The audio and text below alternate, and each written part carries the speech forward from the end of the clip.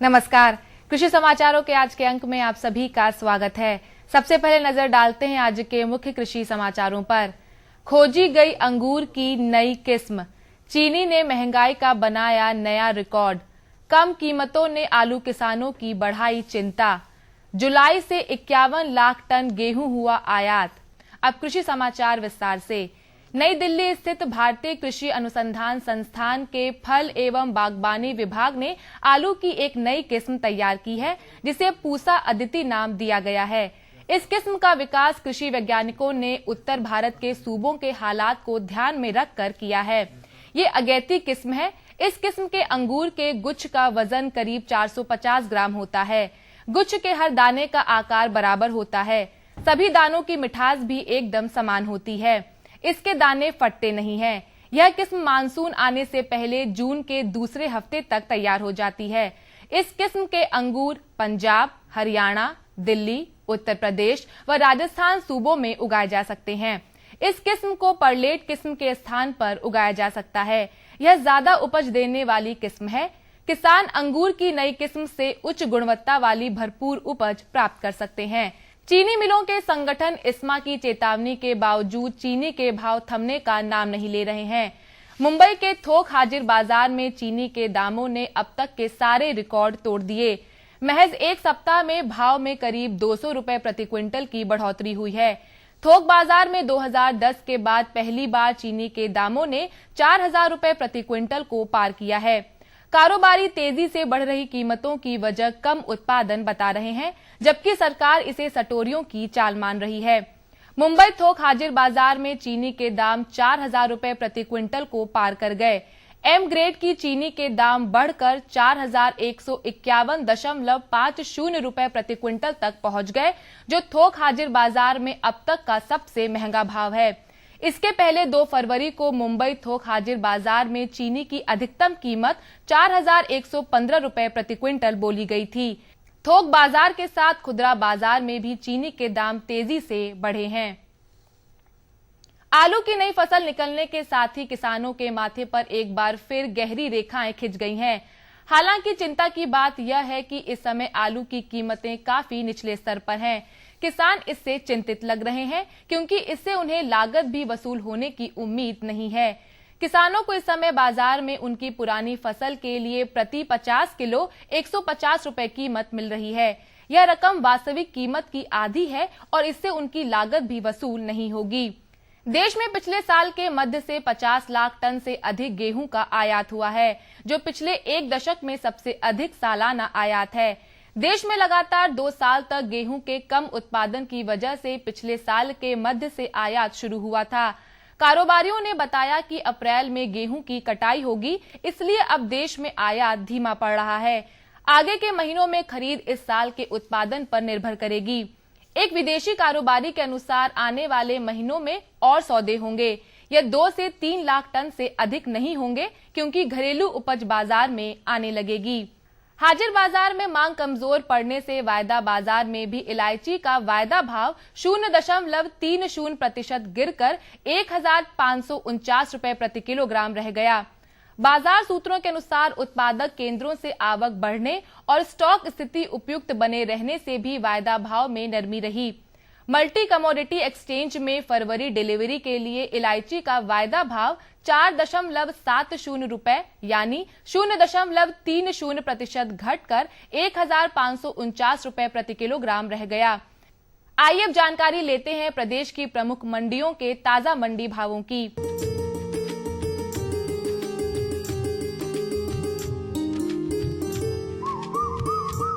सबसे पहले बात करते हैं गेहूं के औसत भावों की।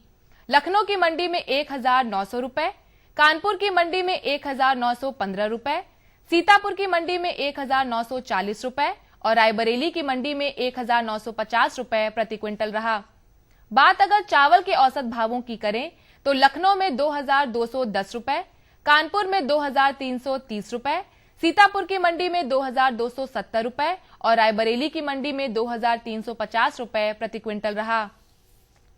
अरहर लखनऊ में 6200 रुपए, कानपुर की मंडी में 6500 रुपए, सीतापुर की मंडी में 6450 रुपए और रायबरेली में 6,490 रुपए प्रति क्विंटल रहा। आलू लखनऊ में 600 रुपए, कानपुर में 520 रुपए, सीतापुर में 580 रुपए और रायबरेली की मंडी में 610 रुपए प्रति क्विंटल रहा। प्याज लखनऊ की मंडी में 1,000 रुपए, कानपुर की मंडी में 980 रुपए, सीतापुर में 1,060 रुपए और रायबरेली में 1,100 रुपए प्रति क्विंटल रहा। अब बात करते हैं टमाटर की औसत कीमतों की। लखनऊ में 500 रुपए, कानपुर की मंडी में 580 रुपए, सीतापुर की मंडी में 620 रुपए और रायबरेली की मंडी में 560 रुपए प्रति क्विंटल रहा। अब बात करते हैं सेब के औसत कीमतों की। लखनऊ की मंडी में 7,500 रुपए, कानपुर की मंडी में 7,680 रुपए, सीतापुर में 7,600 रुपए और रायबरेली में 7,700 रुपए प्रति क्विंटल रहा। तो किसान भाइयों, ये थे आज के कृषि समाचार और औसत मंडी भाव। अगले अंक में कुछ नई जानकारियों के साथ हम फिर उपस्थित होंगे। तब तक के लिए हमें दीजिए अनुमति। नमस्कार।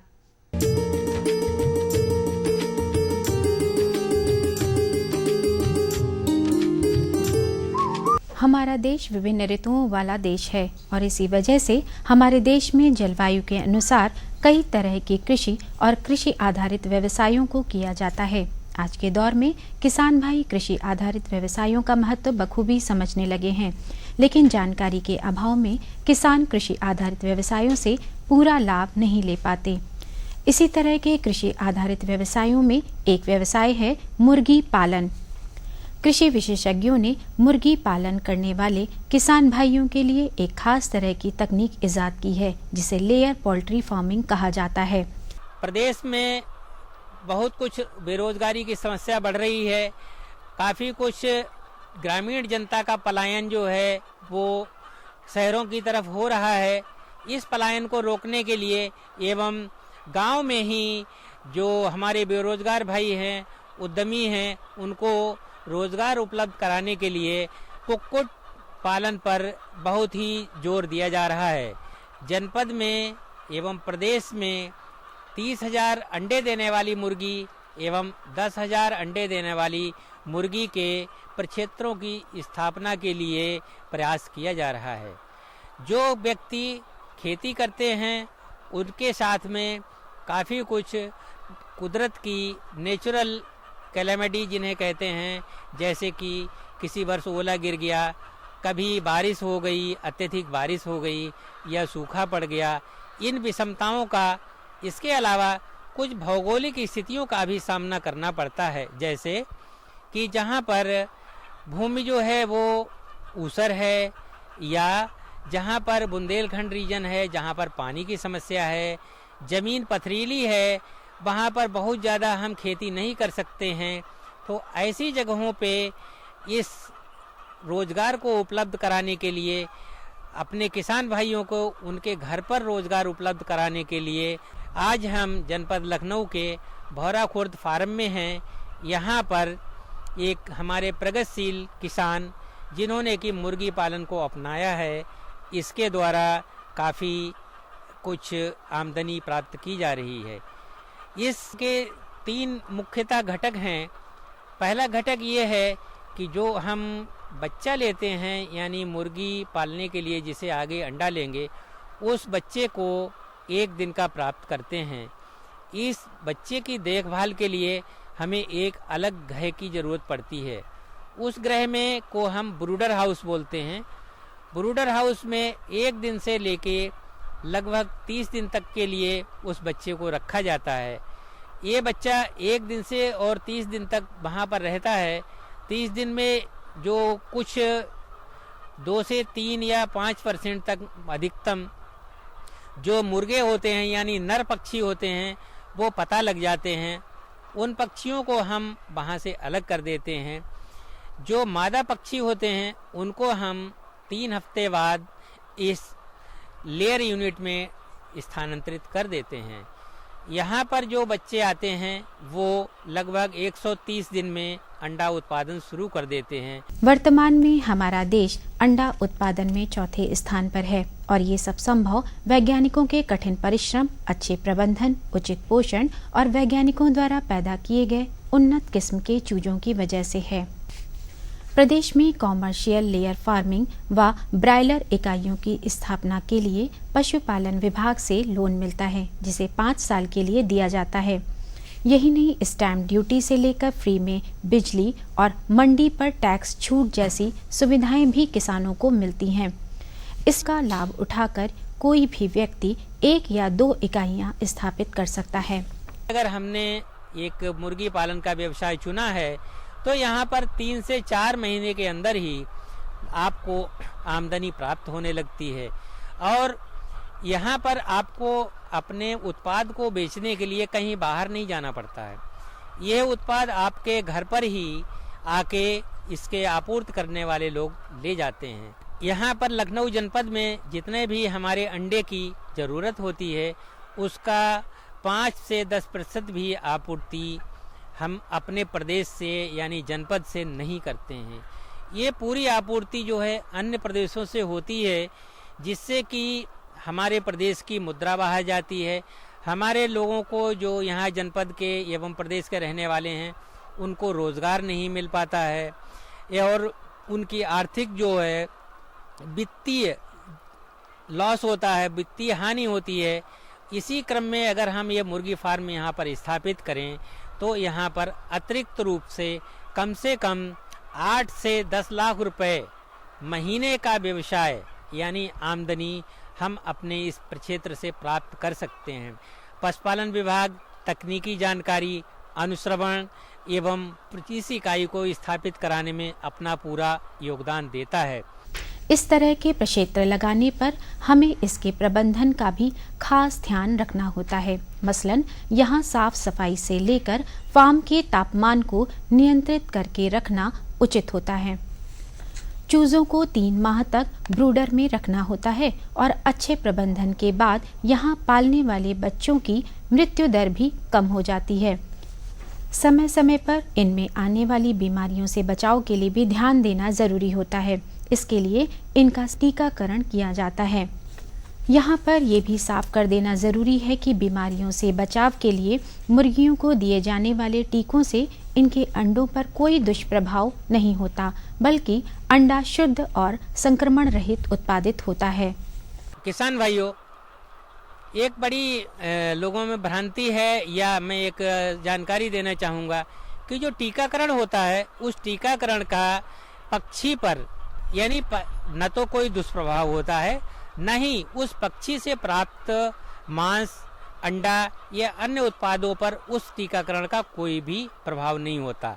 पक्षी यहाँ पर रखे जाते हैं, उनको हम जो भी घातक बीमारियाँ होती हैं जैसे मार्क्स डिजीज है, गम्बोरो डिजीज है, रानीखेत डिजीज है, फाउल पॉक्स है, इन बीमारियों का टीकाकरण कर देते हैं। टीकाकरण से मतलब ये हो जाता है कि इन बीमारियों से ये पक्षी पूरी तरह से सुरक्षित हो जाते हैं। कभी भी यदि इन बीमारियों का प्रकोप होता है तो हमारे पक्षियों को कोई भी हानि नहीं होगी।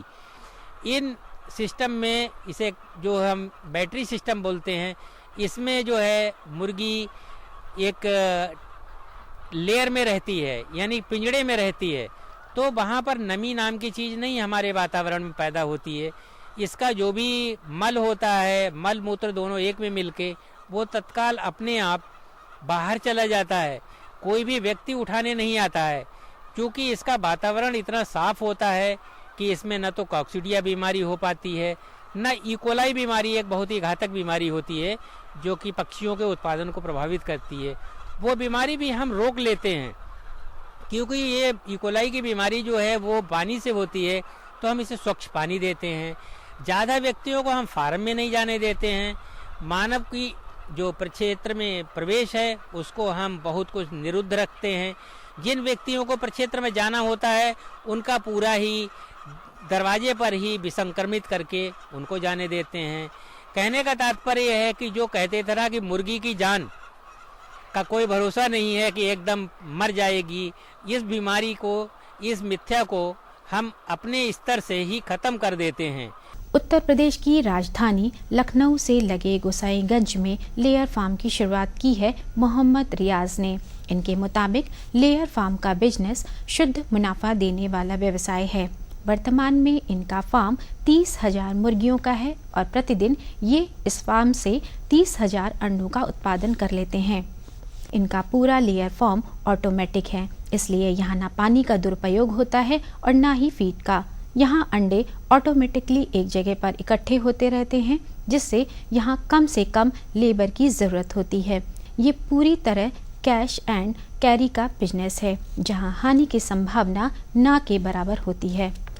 इस काम को करने के लिए हमें किसी के पास जाने की ज़रूरत नहीं है। लोग खुद आते हैं और यहीं से ही जो भी उत्पादन होता है अंडे का, जितना भी होता है, वो सारा का सारा लेकर के खुद चले जाते हैं। तो इससे ये एक चीज़ ये होता है कि ये बिज़नेस रनिंग बिज़नेस है और हमेशा चलने वाला बिज़नेस है। लेकिन इसकी शुरुआत करने के लिए जब हमने ट्रेनिंग ली, सारी चीज़ें पता की, तो ये पता चला कि इसमें फर्स्ट डे का ही जो चिक्स होता है, जो कि एक हेचरी के द्वारा निकला हुआ होता है, डे ओल्ड चिक्स, उसको लेकर के आया जाता है। फिर उसको ब्रूडर हाउस में, तैयार ब्रूडर हाउस में रखा जाता है। ब्रूडर हाउस में रखने से पहले हमें कई सारी चीज़ें पहले देख लेनी चाहिए कि उसका टेम्परेचर क्या है, किसी भी तरीके का कोई उसमें इन्फेक्शन या बैक्टीरिया नहीं ना हो, जिससे कि हमारी मोर्टेलिटी के चांसेस बहुत ही कम हो जाते हैं। पहले दिन से 100 दिन का रखने के बाद उसको हम फिर लेयर केज में लेकर के आते हैं, जो कि इनका लेयर केज सिस्टम होता है, उसको हम पूरा ऑटोमेटिक बना रखे हैं। इस ऑटोमेटिक सिस्टम में एक फ़ायदा ये होता है कि कोई भी चीज़ हाथ से नहीं होती, सारा कुछ ऑटोमेटिक होता है। दाना बनाने के बाद वो दाना सारा का सारा ऑटोमेटिक फीड में आता है, जो कि आप हमारे पीछे देख रहे हैं, एक साइलो सिस्टम लगा हुआ है, उसमें दाना एकत्रित हो जाता है और फिर ऑटोमेटिक सारी मुर्गियों के पास दाना पहुंच जाता है।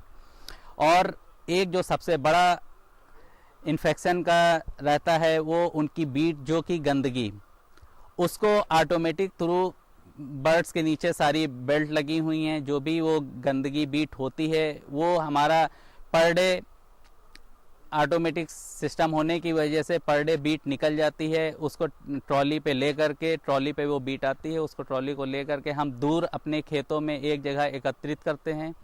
और ये बीट पूरी की पूरी कहा जाए तो उर्वरक का काम करती है, खाद का काम करती है। उसके अलावा जो पानी है, पानी के लिए अपने ही उस पर समरसेबल लगा रखे हैं, समरसेबल के थ्रू पानी जो है टंकी पे जाता है और फिर वही सिस्टम ऑटोमेटिक सारा का सारा पानी सब बर्ड्स के पास पहुंचता है। यहाँ अच्छी कंपनी के पक्षी को पाला जाता है, जो 100 दिन के हो जाने के बाद अंडे देना शुरू कर देते हैं और ये पक्षी लगातार 18 महीनों तक अंडे देते रहते हैं। इन पक्षियों के आहार प्रबंधन के लिए ज़रूरी है कि प्लांट के साथ साथ फीड मिल भी लगा ली जाए, क्योंकि 30,000 मुर्गियों के आहार के लिए हर दिन तकरीबन 3.5 टन फीड तैयार करने की ज़रूरत होती है। फीड का खुद प्रोडक्शन करने से जहां लागत कम लगती है, वहीं मुर्गियों को शुद्ध आहार मिल जाता है। पक्षी स्वस्थ रहते हैं और अंडों का उत्पादन अच्छा और गुणवत्तापूर्ण होता है। दाने को हम खुद स्वयं तैयार करते हैं, अपनी फीड मिल बना रखे हैं, जो कि लोकल और कुछ आइटम बाहर से रॉ मटेरियल इकट्ठा करते हैं। इसमें दाना बनाने के लिए कुछ रॉ चीज़ों की ज़रूरत होती है, जैसे कि सोया हो गया, मक्का हो गया, बाजरा हो गया और एमबीएम हो गया। एमबीएम भी बहुत कम मात्रा में इस्तेमाल होता है, क्योंकि हाई प्रोटीन मिलता है, जिसकी वजह से हमें एमबीएम को इस्तेमाल करना पड़ता है। और सोया भी, अगर सोया सस्ता है तो एमबीएम का इस्तेमाल ना भी करते हैं तब भी काम चलता है। हम ये देख लेते हैं, क्योंकि स्वयं दाना बनाने से एक सबसे बड़ी चीज़ है कि कॉस्ट, जो प्राइस है वो काफ़ी कम हो जाता है, जो कि 30,000 बर्ड्स अगर हैं तो उसमें 3.5 से 3.5 टन दाना इस्तेमाल होता है। और अगर हम मार्केट से परचेज़ करते हैं तो पहली चीज़ तो हमें वो गुणवत्ता, वो क्वालिटी नहीं मिलेगी दाने से, और दूसरी चीज़, अगर 2 रुपये भी सस्ता दाना खुद को बनाने में पड़ रहा है तो 5 से 7,000 रुपये पर डे दाने से भी बचा सकते हैं। यहाँ पर जो मुर्गियों का है दाना खुद तैयार किया जाता है। इसमें मक्का 210, बाजरा 380, सोया 155, जेनी 50 किलो और मस्टर्ड 50 किलो और डीआरबी 20 किलो, नमक 3.5 किलो और कई तरीके की मेडिसिन इसमें डाल के तैयार किया जाता है। इस तरह के प्रक्षेत्रों में मुर्गियों और पक्षियों को आहार देने के लिए पूरा ऑटोमेटिक सिस्टम काम करता रहता है, जिसपे 3 दिन का फीड स्टोर कर दिया जाता है, जिससे पक्षी अपनी ज़रूरत के अनुसार खाते रहते हैं। इसी तरह पक्षियों को पानी देने के लिए ऑटोमेटिक सिस्टम काम करता रहता है और इस सिस्टम की सबसे अच्छी खासियत ये होती है कि प्लांट में नमी नहीं होने पाती और पानी का दुरुपयोग नहीं होता है और पक्षी अपनी ज़रूरत के हिसाब से पानी पीते रहते हैं। निश्चित तौर पर इस तरह के प्लांट से हर किसान अच्छा फ़ायदा उठा सकते हैं, बस ज़रूरत है इसके अच्छे प्रबंधन की। अगर हर रोज इस तरह के प्लांट से 15,000 रुपयों की शुद्ध बचत हो तो कौन किसान इस तरह के व्यवसाय को नहीं अपनाना चाहेगा।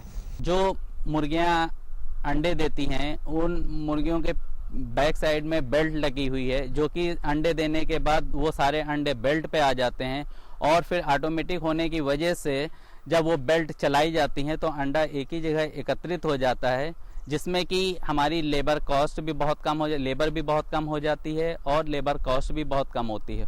और अंडा जैसे ही निकलता है तो हमारे कुछ लोकल फार्मर्स हैं, किसान हैं, क्योंकि अंडा एक ऐसी चीज़ है कि जिसकी हर जगह और हर चीज़ में खपत है, तो इसलिए सबसे बड़ा फ़ायदा ये होता है कि यहाँ के जो भी लोकल लोग अंडे ले जाते हैं या लोकल जो अंडा इस्तेमाल करते हैं उनको ताज़ा अंडा मिलता है, जिससे कि उनको प्रोटीन की मात्रा मैक्सिमम मिल पाती है, क्योंकि जो बाहर से अंडा आता है वो 10 से 15 दिन बाद का अंडा आ पाता है और उसकी वजह से प्रोटीन की मात्रा उसमें काफ़ी कम हो जाती है। हम नगराम से आए हैं सब और हमारा नाम मोहम्मद उस्मान है। अंडा यहाँ से हम ले जाते हैं और नगराम में थोक भी बेचते हैं। यहाँ माल बढ़िया मिल जाता है, ताज़ा मिल जाता है, पीली जर्दी का माल मिल जाता है, बस इसलिए जो है यहाँ माल उठा लेते हैं। पहले तेलीबाग से माल आता था हमारा पास, तो 30 पेटी 35 पेटी की सेल थी हफ्ते में, अब तो माशाल्लाह से जो है 50 पेटी 45 पेटी जरूर निकल जाता है। और इस समय हमारे फार्म पे 30,500 बर्ड हैं, जिसमें कि लगभग 30,000 के आसपास पर डे अंडा होता है और एक अनुमानित जो पर अंडे का प्रॉफिट देखा गया है वो 40 से 50 पैसे यानी कि 12 से 15,000 रुपए के बीच प्रॉफिट पर डे होता है। रोज़ाना का बिजनेस है ये, रोज़ का बिजनेस है, इससे ज़्यादा अच्छा है ये। खेती में कभी होती कभी नहीं होती, कभी पत्थर पड़ गया कभी कुछ हो गया, और इसमें तो मतलब रोज़ का प्रोडक्शन होना है तो कम ज़्यादा चलता रहता है बस रेट का। आज ब्रायलर पद्धति से मुर्गी पालन करने वाले किसान भी इस तरह के लेयर फार्मिंग की ओर अग्रसर हो रहे हैं। मैं 2.5-3 साल से जो है बॉयलर फार्मिंग कर रहा हूँ। 10,000 की कैपेसिटी का मेरा बॉयलर फार्मिंग है और अब मैं लेयर फार्मिंग करने जा रहा हूँ। इसमें निवेश तो एक बार ठीक ठाक हो जाता है, उसके बाद लॉन्ग टर्म तक इसमें मुनाफा होता है। मैंने जो है अभी मेरा ब्रूडिंग जो है बन गया है और बॉयलर फार्मिंग जो है जो मैं कर रहा था उसी को कन्वर्ट कर दूंगा लेयर फार्मिंग में और एक्स्ट्रा बनवा के। लेयर फार्मिंग में देख रहा हूँ जैसे कि हैदराबाद से करोड़ों अंडा जो है हम अपने स्टेट में जो है मंगाना पड़ रहा है। जब तो अंडे की बहुत ज़्यादा खपत है, जबकि अंडा उतना उत्पादन नहीं हो रहा है, तो लेयर में उतना रेट अप डाउन नहीं होता है जितना बॉयलर में होता है, तो उससे बेटर है लेयर। इसमें आप एक जगह अपना स्थायी बना के जो है आराम से बैठ के जो है बिजनेस कर सकते हैं। किसान भाइयों, अब समय है कि हम आधुनिक विज्ञान का उपयोग करते हुए कृषि के क्षेत्र में आगे बढ़ें। आज सब कुछ विज्ञान में मौजूद है। आज वैज्ञानिकों के अच्छे प्रयोग आपके दरवाजे पर दस्तक दे रहे हैं।